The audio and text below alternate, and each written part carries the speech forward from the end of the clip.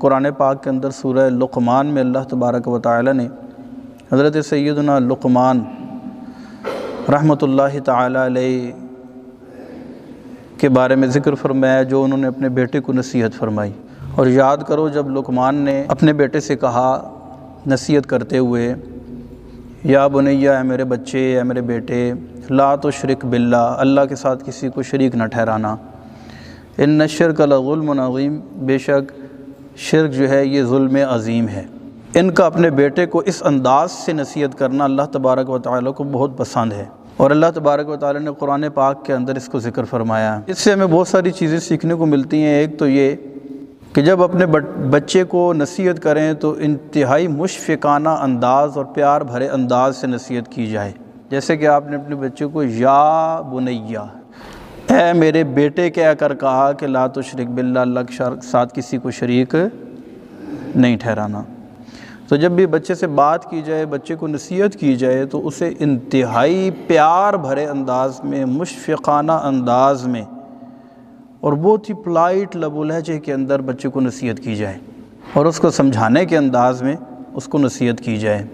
بلکہ صوفیاء فرماتے ہیں کہ جب بندہ غصے میں ہو تو اس وقت بچے کو نصیحت نہ کرے، جبکہ یہ ایک مشکل کام ہے۔ عام طور پر ہم نصیحت کرتے ہی غصے میں ہیں۔ جب ہمیں غصہ آتا ہے، بچے کی کوئی بات بری لگتی ہے، تو ہم اس کو ڈانٹتے ہیں اور پھر اس کو نصیحت کرتے ہیں، بلکہ نصیحت کے ساتھ اور بہت ساری چیزیں شامل کر دیتے ہیں، جبکہ غصے کے وقت نصیحت کرنا بچے پر غلط تاثر قائم کرتا ہے۔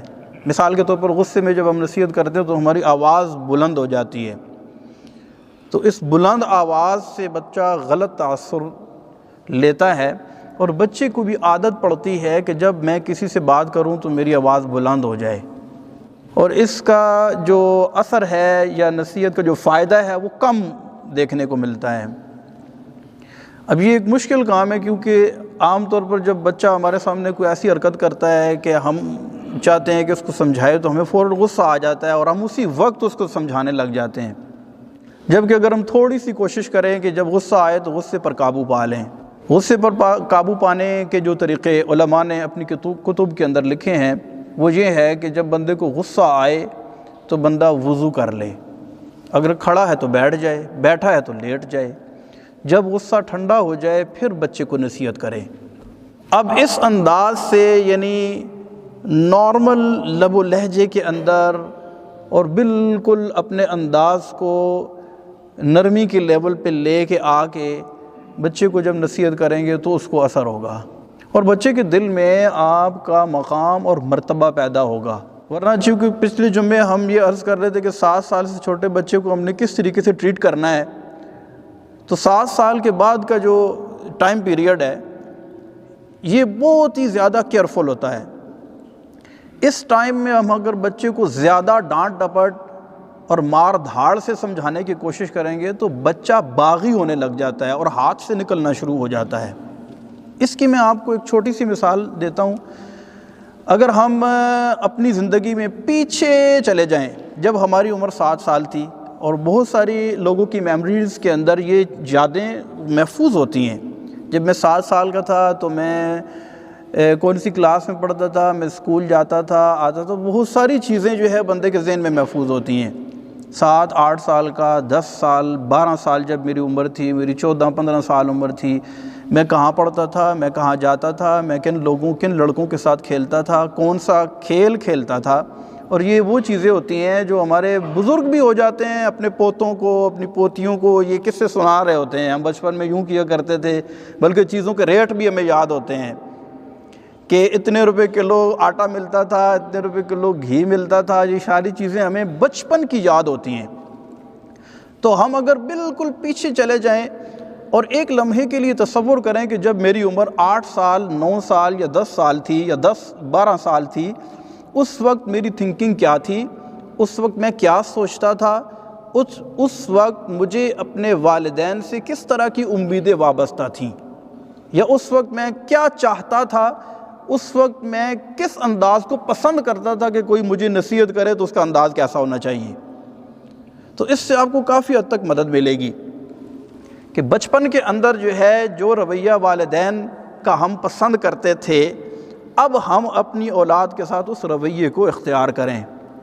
اور یہ انشاءاللہ بہت زیادہ فائدہ مند ثابت ہوگا۔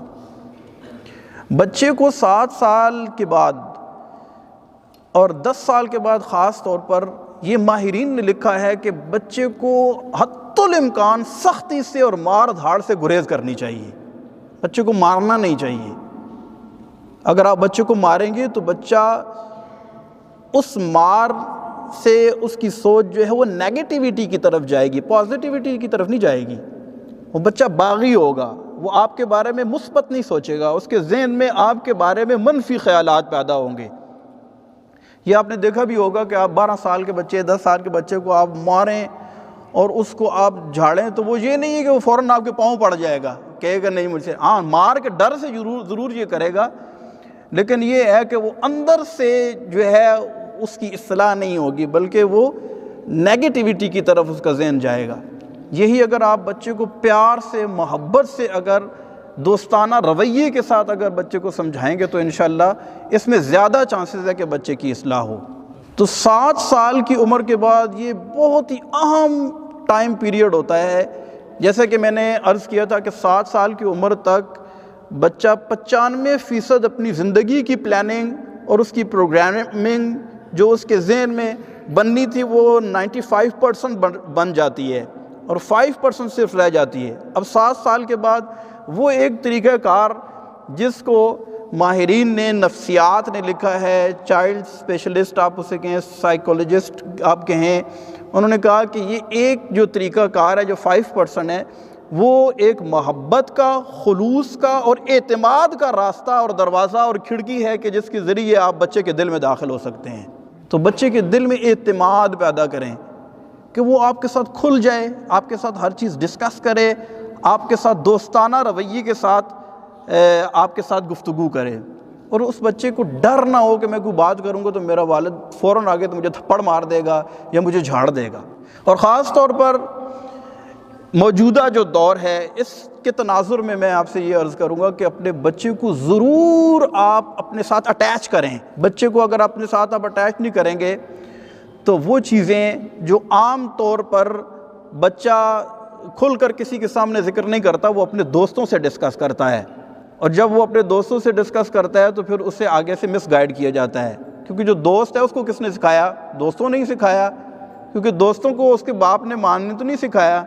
تو یہ سارے معاشرے کے اندر یہی روش ہے کہ بچے ایک دوسرے سے ہی سیکھ رہے ہیں کچھ خاص سیکرٹس جو چیزیں ہیں۔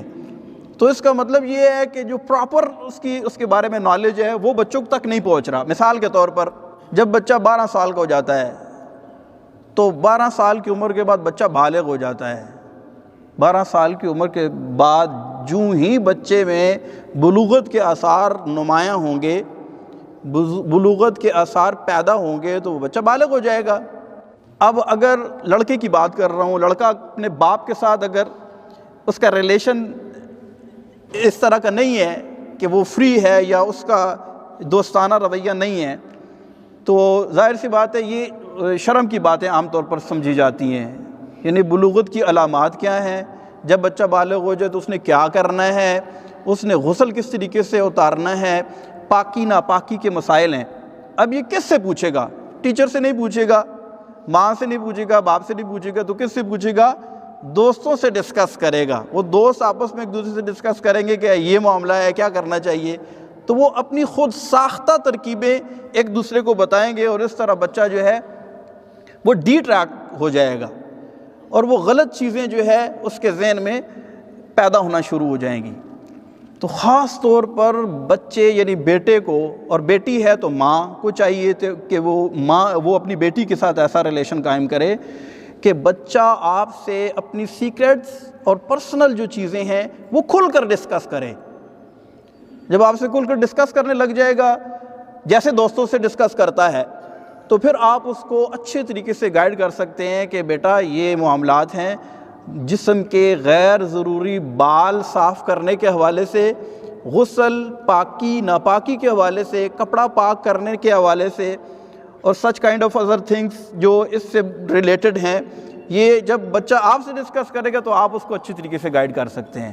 تو یہ بہت ضروری ہے کہ بچے کے ساتھ آپ دوستانہ رویہ اختیار کریں۔ لیکن ایک بات ذہن میں رکھیے گا میں بار بار لفظ استعمال کر رہا ہوں دوستانہ رویہ. بچے کے ساتھ آپ نے دوست نہیں بن جانا، بلکہ وہ ایک مثال ہمارے یہاں دی جاتی ہے، کھلاؤ کس کا نوالا؟ سونے کا نوالا، اور دیکھو شیر کی آنکھ. یہ بڑے تجربے کی بات کسی نے کی ہے. یعنی بچہ آپ کے ساتھ فری اس حد تک ہے کہ دوستانہ رویہ، لیکن بچے کے ذہن میں یہ ضرور رہنا چاہیے کہ یہ میرا باپ ہے، تاکہ وہ ادب، وہ احترام اور وہ رسپیکٹ جو ایک باپ کی ہونی چاہیے بچے کے دل سے زائل نہ ہونے پائے. جب آپ اس کو نصیحت کریں، اس کو پتہ چلے یہ میرا باپ ہے اور مجھے نصیحت کر رہا ہے، یا مجھے کسی چیز کا حکم دے رہا ہے تو اس کو پتہ ہونا چاہیے کہ یہ میرا باپ ہے اور مجھے اس چیز کا حکم دے رہا ہے اور میں نے اس چیز کو ماننا ہے. تو کیا فرمایا کہ یا بنی لا تشرک باللہ، اے میرے بچے، اے میرے بیٹے شرک نہ کرنا. دوسری بات جو اس آیت مبارکہ سے ہمیں سیکھنے کو ملتی ہے وہ یہ ہے کہ بچے کو نرا دنیا دار نہیں بنانا چاہیے، کہ ہم بچے کے لیے اچھا سکول سلیکٹ کریں، اس کو دنیاوی اعتبار سے اچھا تعلیمی یافتہ ماحول مہیا کریں، اور بچے کی تربیت اس نہج پر کریں کہ وہ بڑا آدمی بنے، افسر بن جائے، اچھا بزنس مین بن جائے. یہ ساری باتیں اپنی جگہ درست ہیں، لیکن بچے کی تربیت میں جو ڈیپ روٹڈ چیز، جو سب سے پہلے ہم نے اس کے ذہن میں بات بٹھانی ہے، وہ یہ بٹھانی ہے کہ ہمارا بچہ اللہ کا بندہ ہے. اس نے کس کی عبادت کرنی ہے؟ اللہ کی عبادت کرنی ہے. اللہ کے ساتھ کسی کو شریک اس نے نہیں. یہ وہ چیزیں ہیں کہ اس سادہ تختی پر یہ جو الفاظ آپ نقش کر دیں گے، ساری زندگی وہ دنیا کے کسی بھی کونے میں چلے جائے یہ مٹیں گے نہیں. کیونکہ بچپن میں یہ چیزیں اگر ذہن میں نقش ہو جائیں تو پھر جو ہے کبھی بھی ختم نہیں ہوتی. تو بچے کو سب سے پہلی چیز جو ہم نے ذہن میں بٹھانی ہے وہ کیا ہے؟ اس پر ہم پہلے بھی تھوڑی سی گفتگو کر چکے ہیں.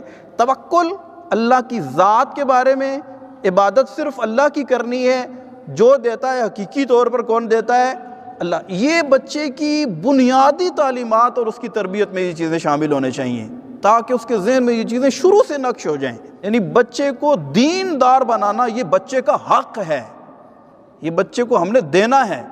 اگر یہ حق بچے کا ہم ادا نہیں کریں گے تو ہو سکتا ہے کہ کل محشر کے میدان میں یہ بچہ ہمارا گریبان پکڑ لے اور کہے کہ اس والد نے مجھے دنیاوی اعتبار سے تو بہت اچھا عہدہ دلوایا تھا، بہت اچھی تعلیم و تربیت کی تھی، لیکن دینی اعتبار سے مجھے اس نے الف بے بھی نہیں سکھائی تھی.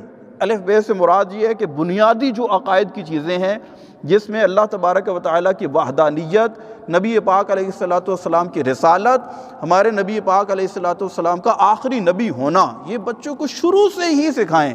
بلکہ بچے کو جب آپ بچے کے سامنے کسی سنت کا ذکر کریں، جب بچے کے سامنے نبی پاک صلی اللہ علیہ وسلم کا مبارک تذکرہ کریں، تو بچے سے یہ کہلوائیں ہمارے آخری نبی حضرت محمد مصطفیٰ صلی اللہ علیہ وسلم، ہمارے آخری نبی. یہ لفظ بچے کو یاد کرائیں، کیونکہ یہ بھی فتنہ بہت ہی زیادہ تیزی کے ساتھ دنیا میں پھیل رہا ہے، اور ہمارے بچے کے دل میں اگر یہ بات شروع سے بیٹھ جائے گی تو انشاءاللہ پھر اس کو کوئی گمراہ نہیں کر سکے گا. تو ہم نے بچے کی تربیت دینی خطوط کے مطابق کرنی، یہ اپنا ذہن بنانا یہ بچے کا حق ہے. باقی جو چیزیں ہیں وہ ہیں. اس کے علاوہ جو ہے بچے سے پیار کریں. ہمارے بعض ایسے بھی بھائی ہوتے ہیں جو بچے سے پیار نہیں کرتے. اب جیسے سارا دن کام کاج سے واپس آئے ہیں، آفس سے واپس آئے ہیں، آگے بیٹھے ہیں، وہ ٹی وی لگا لیا، خبریں سننا شروع کر دی، یا ادھر ادھر یا موبائل اٹھا لیا، سوشل میڈیا پہ شروع ہو گئے. اب بچہ ہے، اب مثال کے طور پر بچہ 7 سال سے لے کر 10 سال کی عمر تک بچہ جو ہے یہ ماں باپ کو امپریس کرنے کی کوشش کرتا ہے. یہ بچے کی نفسیات ہے. وہ چاہتا ہے کہ میں نے جو کچھ پرفارمنس کی ہے، جو کچھ میں نے کیا ہے، میرا باپ یا میری ماں اس کو اپریشیٹ کریں، اس کی تعریف کریں، میری حوصلہ افزائی کریں. اب سارا دن بچہ یہ 7 8 سال کا 9 سال کا اگر اسکول سے واپس آیا، اس نے کوئی اسکول ورک کیا ہے یا کچھ بھی دن میں گھر میں یا کوئی، تو وہ آ کے بعض اوقات جو ہے وہ دکھاتا ہے بچہ 5 سال کا 6 سال کا. یہ بچے کی عادت ہوتی ہے، آپ کو اس چیز کا پریکٹیکل ایکسپیرینس ہوگا. وہ بچہ آ کر باپ کو کہتا ہے دیکھیں میں نے اسکول میں یہ کیا ہے، دیکھیں میں نے آج یہ کلر کیے ہیں، یہ دیکھیں میں نے یہ چیز بنائی ہے، یہ میں نے ایکٹیویٹی کی ہے آج اسکول میں یا گھر میں جو بھی ہے. تو ہم کیا کرتے ہیں، ہم موبائل ہاتھ میں پکڑا ہوا ہوتا ہے تو فوراً بیگم کو آواز دیتے ہیں، یہ ان کو سنبھالو، سارا دن تھکا ہوا آیا ہوں اور یہ آگے مجھے چھوڑتے نہیں، اب تنگ کرتے ہیں. تو یہ آپ کا کوالٹی ٹائم یہ بچے کا حق ہے. آپ فوراً موبائل کو سائڈ پہ رکھیں اور بچے کو اٹھائیں، اسے پیار کریں اور اسے اپریشیٹ کریں اور اس کے کام پر اس کی تعریف کریں اور اس کو اس کام میں انکریج کریں اس کو، تاکہ بچے کا حوصلہ جو ہے وہ بلند ہو۔ بچے سے پیار کرنا ہمارے نبی پاک صلی اللہ علیہ وسلم کی مبارک سنت ہے، بلکہ نبی پاک صلی اللہ علیہ وسلم ایک مرتبہ حسنین کریمین کو اٹھا کے ایسے اچھال رہے تھے، جیسے ہم کبھی پیار سے کرتے ہیں نا بچوں کو، چھوٹے بچوں کو ایسے اچھالتے ہیں اور پھر کیچ کرتے ہیں، اس طرح کر رہے تھے۔ تو ایک اعرابی یعنی دیہاتی نے دیکھ لیا اور کہا کہ کیا آپ بچے سے پیار کر رہے ہیں؟ آپ ایسے اچھالتے اور ان کو بوسہ دیتے پھر ایسے اچھالتے۔ اس اعرابی یعنی دیہاتی نے دیکھا اور کہا کہ کیا آپ اپنے بچے سے پیار کر رہے ہیں؟ عرب میں بچوں سے پیار کرنا بزدلی کی علامت سمجھی جاتی تھی۔ کوئی مرد اپنے بچے سے پیار کر رہا ہے تو اسے حقارت کی نظر سے دیکھا جاتا تھا اور سمجھا جاتا تھا یہ بندہ بڑا بزدل ہے، اپنے بچے سے پیار کر رہا ہے۔ یعنی یہ حال تھا اس معاشرے میں۔ وہ کہنے لگا کہ اللہ کی قسم میرے 10 بچے ہیں لیکن 8 دن تک میں نے کسی بچے کو پیار نہیں کیا۔ اور ہمارے نبی پاک صلی اللہ علیہ وسلم کا انداز یہ ہوتا تھا کہ آپ جب کسی کو نصیحت فرماتے تو بڑے پیار بھرے انداز میں نصیحت فرمایا کرتے تھے، لیکن اس شخص کی اس بات پر کہ میرے 10 بچے اور میں نے کسی کو پیار نہیں کیا، نبی پاک صلی اللہ علیہ وسلم کو جلال آ گیا اور ارشاد فرمایا کہ اگر اللہ نے تیرے دل میں رحم داخل نہیں کیا تو میرا کیا قصور ہے؟ یعنی تو بچے سے پیار نہیں کرتا، تیرے دل میں رحم نہیں ہے، تو پتھر دل ہے، تو سنگ دل ہے، تو بچے سے پیار ہی نہیں کرتا۔ ارشاد فرمایا الحمدللہ میرے رب نے تو مجھے دل میں رحم عطا فرمایا ہے۔ تو بچے کو پیار کرنا، بچے کو اپنی باہوں میں بھر لینا، بچے کو کس کرنا، یہ بچے کے اندر حوصلہ افزائی کا سبب بنتا ہے۔ تو بچے کو کوالٹی ٹائم دینا چاہیے۔ جب ہم گھر میں آئیں بچے کو جو بھی کام ہے اس پر بچے کی تعریف کریں اور اس کی حوصلہ افزائی کریں۔ اسی طرح بچہ جو ہے اس کے لیے، جیسا کہ ہم نے اس کے پارٹ 1 میں پچھلے جمعے میں یہ عرض کیا تھا کہ بچے کے لیے دعا کرنی چاہیے۔ بچے کے لیے حدیث پاک میں بھی آتا ہے جس کا مفہوم ہے کہ ماں اور باپ جب بچے کے لیے دعا کرتے ہیں ان کی دعا قبول ہوتی ہے۔ اس کا دوسرا حصہ یہ ہے کہ بچے کے لیے کبھی بھی بد دعا نہیں کرنی چاہیے۔ یہ بھی عام طور پر غصے کی حالت میں ہوتا ہے اور باپ تو شاید اس سے اوائڈ کر جاتا ہو، لیکن ماں بعض اوقات بہت تنگ ہوتی ہے تو بچے کو بد دعا دے دیتی ہے، تیرے ساتھ یہ ہو جائے، تیرے ساتھ وہ ہو جائے، تو یوں کرے یوں نہ کر سکے وغیرہ وغیرہ۔ امام غزالی رحمۃ اللہ تعالیٰ علیہ کے پاس ایک شخص آیا اور کہنے لگا میرا بچہ باغی ہو گیا ہے، نافرمان ہو گیا ہے، تنگ کرتا ہے، بات نہیں مانتا۔ تو امام غزالی رحمۃ اللہ تعالیٰ علیہ نے اس شخص سے پوچھا کہ کیا تو اپنے بچے کے لیے بد دعا تو نہیں کرتا؟ کہنے لگا کہ ہاں بد دعا تو کبھی کبھی کر دیتے ہیں ہم۔ تو ارشاد فرمایا کہ یہ بچہ پھر تیری بد دعا کی وجہ سے باغی ہوا ہے۔ تو کبھی بھی بچے کو بد دعا نہیں دینی چاہیے۔ بچہ ہے، شرارتی ہے، اگر بہت زیادہ بگڑ بھی گیا ہے اس کے لیے دعا کریں، جیسا کہ میں نے عرض کی تھی تہجد میں اٹھ کر دعا کریں، ہر نماز کے بعد اس کے لیے دعا کریں اور اس کو بڑے ہی پیار بھرے انداز سے، ٹیکنیکل طریقے سے، سائنٹیفک انداز میں اسے ٹریٹ کریں۔ مار دھاڑ غصے سے پرہیز کریں، کیونکہ مار دھاڑ غصے کا رزلٹ 0 ہوگا، یہ میں آپ کی خدمت میں عرض کر دوں۔ ہاں پیار بھرا انداز اختیار کریں گے تو انشاءاللہ اس کا کچھ نہ کچھ ضرور رزلٹ برآمد ہوگا۔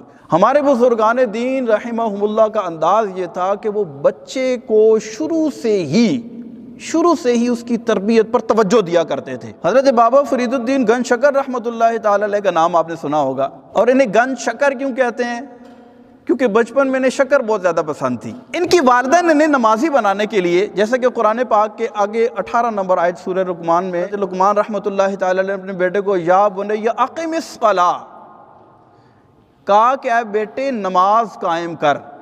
تو 60 سال کی عمر میں جب بچہ ہو تو اسے نماز کا حکم دیں، بلکہ باپ کو چاہیے اگر بیٹا ہے تو اسے مسجد میں ساتھ لے کر آئے، اسے مسجد کی آداب سکھائے، اسے صف میں کھڑا ہونا سکھائے، اسے نماز پڑھنا سکھائے، اسے نماز کی رکعتیں یاد کروائے، اسے نماز کی نیتیں سکھائے، نماز کے اندر اس کے فرائض و واجبات و مکروہات کے بارے میں بچے کو بتائے، بچے کو نماز کا صحیح پریکٹیکل سکھائے۔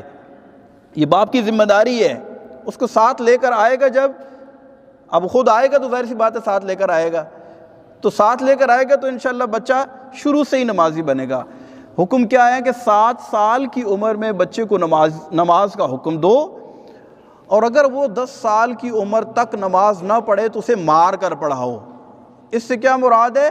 یعنی اس معاملے میں اگر وہ نماز میں اب بھی سستی کرتا ہے تو اب سختی کرنے کی اجازت ہے، لیکن مارنے کا مطلب یہ نہیں کہ اس کی ہڈی پسلی ایک کر دیں، یعنی سختی کریں، یعنی اس کے ذہن میں یہ بات بٹھائیں کہ یہ ایک اہم ترین کام ہے جو ساری زندگی اس نے کرنا ہے۔ بابا فرید الدین گنج شکر رحمۃ اللہ تعالی علیہ کی والدہ نے اپنے بچے کو نمازی بنانے کے لیے کیا طریقہ کار اختیار کیا؟ ریوارڈ، بچے کو ریوارڈ دینے سے بچے کی بہت زیادہ حوصلہ افزائی ہوتی ہے۔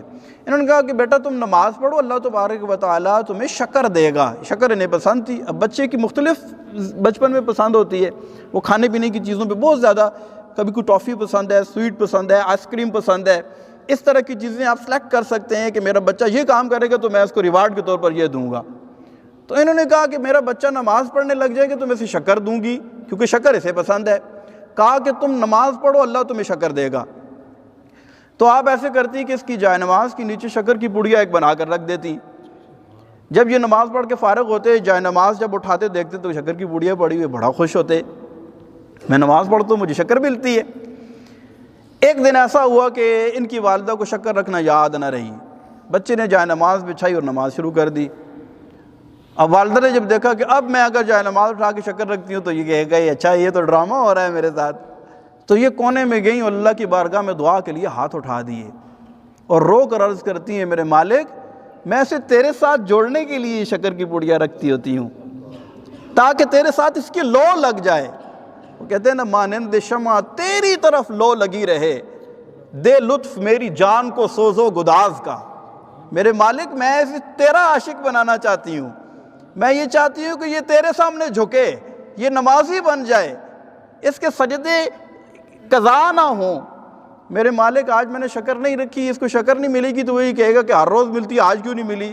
تو اس کے عقیدے میں خلل نہ پیدا ہونے پائے اور اس کا یقین کمزور نہ ہو جائے، تو میری لاج رکھ۔ انہوں نے نماز پڑھ کے جب جائے نماز اٹھائی تو شکر کی ایک پڑیا نہیں بلکہ شکر کا پورا حوض نیچے بنا ہوا تھا۔ تو دیکھیں بچے کا یقین کتنا پختہ ہو گیا اور ماں نے اس یقین کے پختہ کرنے میں کتنا اہم کردار ادا کیا۔ ماں نے جو ہے نا کیسا ٹیکنیکل طریقہ اختیار کیا کہ بچے کو شکر دوں گی تو یہ نماز کا عادی بن جائے گا۔ تو پھر کیسا عادی بنا؟ ساری زندگی یہ کہتے رہے اٹھ فریدہ ستیا تے جھاڑو لا مسیت، تو ستا رب تیرا جاگدا تیری ڈاڈے نال پریت۔ ایسی پریت اللہ نے عطا فرمائی۔ اٹھ فریدہ ستیا تے دنیا ویکھن جا، جے کوئی ملدا ہی بخشیا ہویا تو بھی بخشا جا۔ تو ایسا اللہ تبارک و تعالی نے انہیں اپنا قرب عطا فرمایا۔ تو ماں اور باپ کو چاہیے کہ اس انداز سے بچے کو ٹریٹ کریں، اس کو ریوارڈ دیں۔ کوئی اچھا کام بچے نے کیا اسے تحفہ دے دیں، اس کو پیسے دیں، کوئی پسند کی چیز کھانے کے لیے باہر سے لے آئیں، پوچھیں اچھا بیٹا آپ نے آج کتنی نمازیں پڑھی ہیں مجھے بتائیں، تو بچہ کہے گا آج میں نے 3 نمازیں پڑھی ہیں۔ اچھا 3 نمازیں پڑھی ہیں تو چلے 3 نمازیں پڑھی ہیں تو یہ 3 چیزیں میں یا 30 روپے میں آپ کو دیتا ہوں، اگر آپ 5 پڑھیں گے تو انشاءاللہ آپ کو اور بھی ملے گا۔ اب یہ شروع میں اگرچہ کہ بچے کے اندر وہ اخلاص پیدا نہیں ہونے پائے گا، لیکن اس کو یہ بات ضرور باور ہو جائے گی اور اس کے ذہن میں یہ بات ضرور راسخ ہو جائے گی کہ یہ نماز ایک ایسا اہم کام ہے کہ جس پر مجھے ریوارڈ ملتا ہے۔ تو سزا کے بجائے اگر ریوارڈ کو اختیار کیا جائے تو میرا خیال ہے اس کے رزلٹ زیادہ اچھے برآمد ہوں گے۔ تو ہمیں چاہیے کہ بچوں کو اس انداز سے اس کے ساتھ جو ہے وہ ٹریٹ کریں۔ اور اس کے عنوان سے کافی باتیں ہیں، جیسا کہ بچے کو رزق حلال کھلائے، لقمہ حرام نہ بچے کو کھلائے، کیونکہ جب وہ حرام رزق کھائے گا اس کی پرورش حرام رزق سے ہوگی تو اب وہ پھر کس طرف جائے گا؟ حرام کاموں کی طرف جائے گا۔ اور بچے کو حلال رزق اگر محنت کی کمائی سے اگر آپ کھلائیں گے تو انشاءاللہ بچہ فرما بردار بھی بنے گا اور بچہ جو ہے وہ نمازی پرہیزگار بھی بنے گا۔ بلکہ نبی پاک صلی اللہ علیہ وسلم نے ارشاد فرمایا کہ کل قیامت کے روز وہ جس نے اپنے بچے کو حلال رزق نہیں کھلایا ہوگا اللہ کی پکڑ میں آ جائے گا تو وہ اللہ کی بارگاہ میں عرض کرے گا میرے مالک اگر تو مجھے عذاب دے تو میرے باپ کو مجھ سے دگنا عذاب دے۔ کیوں؟ اس وجہ سے کہ اس نے مجھے حرام کا لقمہ کھلایا ہے جس کی وجہ سے میں نافرمان بنا ہوں۔ تو یہ بچہ ہمارا گریبان پکڑے گا اگر ہم نے بچے کو حلال رزق نہیں کھلایا تو بچے کو محنت کی کمائی سے حلال رزق کھلائیں، انشاءاللہ بچے کی پرورش اچھی ہوگی۔